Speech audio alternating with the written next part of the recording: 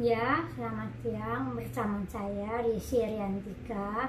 Saya akan mempresentasikan tentang konsep pendapatan yang berisi tentang earning quality, earning management, dan fraudulent financial reporting. Nah, yang pertama, earning quality. Nah, earning quality ini dia untuk mengatasi kelemahan dari penghasilan akuntansi yang dilaporkan untuk membantu penghasilan dari akuntansi perusahaannya. Nah, itu juga bisa berhubungan dengan pendapatan ekonominya pengguna dari laporan keuangannya yang harus menilai kualitas pendapatan perusahaannya. Nah, dari situlah pendapatan akuntansi perusahaan dan tekniknya boleh digunakan untuk menyelaraskan kualitas laba lainnya. Nah, teknik dari earning quality ini apa aja sih? Nah, yang pertama, bandingkan prinsip akuntansi yang diterapkan oleh perusahaan. Nah, yang digunakan secara umum perusahaan itu kompetitor. Yang kedua ini tinjau ulang perubahan terakhir atas prinsip akuntansi dan perubahan dalam perkiraan untuk menentukan peningkatannya laba. Nah, yang ketiga ini tentukan apakah beban diskresi seperti iklan. Nah, itu yang ditangguhkan dengan membandingkan terhadap beban yang sama seperti periode sebelumnya. Nah, yang keempat ini untuk menilai apakah suatu beban seperti beban garansi tidak tergambarkan pada laporan laba rugi. Nah, yang kelima ini tentukan biayanya terkait persediaan dan aset lainnya. Terus yang keenam itu tinjau ulang catatan laporan keuangan untuk menentukan apakah ada kontingensi yang mungkin akan mengurangi nilai laba di masa depan. Nah, itu yang dan arus kasnya gimana. Terus yang ketujuh, tinjau ulang hubungan antara penjualan dan piutang untuk menentukan apakah piutang berkembang lebih cepat pada penjualannya. Nah, yang terakhir ini yang ke-8. Ini tinjau ulang tentang berdiskusi manajemen dan analisis dalam laporan tahunan dan opini auditornya. Nah, itulah yang menentukan opini atas masa depannya perusahaannya.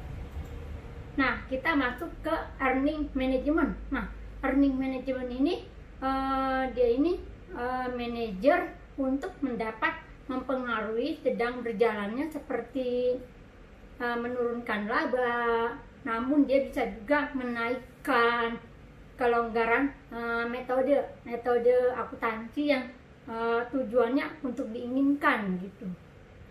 Nah, adanya masa depan, makanya earning management ini datangnya keadaan periode yang sedang berjalan. Nah, seperti yang diakui dalam periode ini, itu yang disebutnya menunda biaya-biaya, seperti kayak agar perusahaannya dapat menjadi lebih kecil atau lebih besar sesuai dengan yang diinginkan.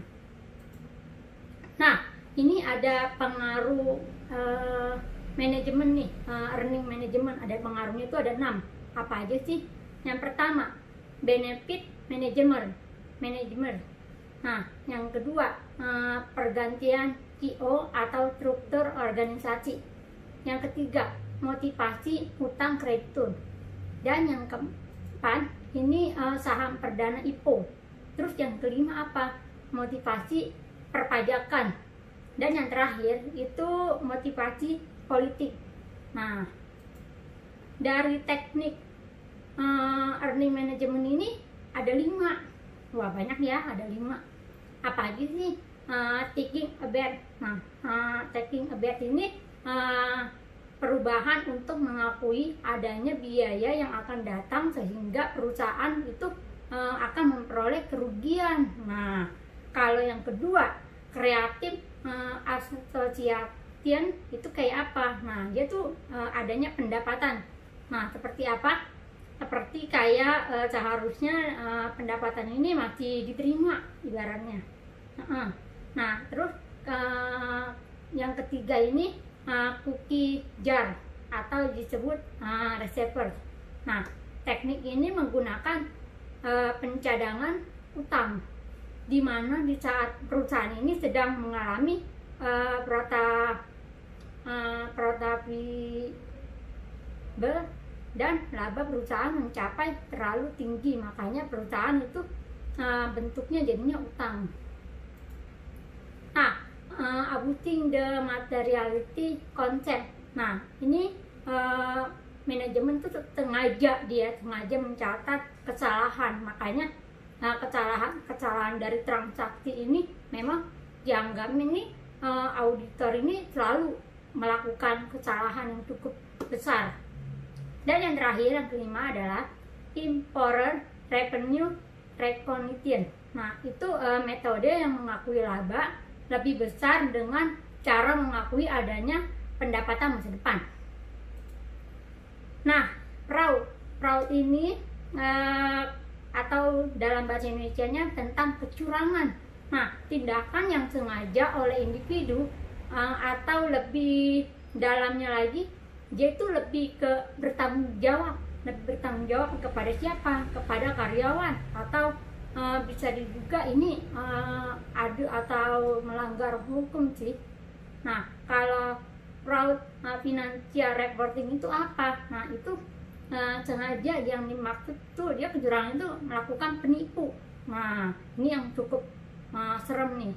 Nah, makanya seperti perusahaan itu lebih rendah kecurangan dalam laporan keuangannya. Nah, fraud ada 3, yaitu kecurangan laporan keuangan. Terus yang kedua, penyalahgunaan aset. Dan yang ketiga adalah korupsi. Nah, penyebab fraud ini memang ada 3. Yang pertama, manipulasi atau klasifikasi atas catatan akuntansi yang dilaporkan uang yang disajikan. Yang kedua, salah penyajian, makanya informasi yang sangat signifikan itu di dalam laporan keuangan. Dan yang terakhir, salah penerapan, makanya klarifikasinya itu berhubungan dengan yang pengungkapannya. Nah, daftar dari itemnya ini ya, yang potensi penipuannya itu apa aja sih? Nah, yang pertama itu dia dewan direksi yang orang dalam biasanya. Terus yang kedua, kompensasi manajemen. Nah, itu yang berkaitan dengan saham. Nah, yang ketiga ini perubahan auditor yang sering banget yang melakukan yang cepat. Nah, terus yang keempat, pergantiannya cepat, makanya yang disebut personel kunci. Dan yang kelima, ini penurunan pendapatan. Nah, bisa juga yang ke-6 ini pertumbuhan yang cukup luar biasa cepat. Dan yang terakhir ini kurangnya modal kerja. Nah, itulah yang disebut item dalam penipuannya, si potensi yang dari fraud ini. Oke? Ya, sampai di situ saja. Terima kasih. Oke, sekian presentasi dari saya. Terima kasih. God bless you.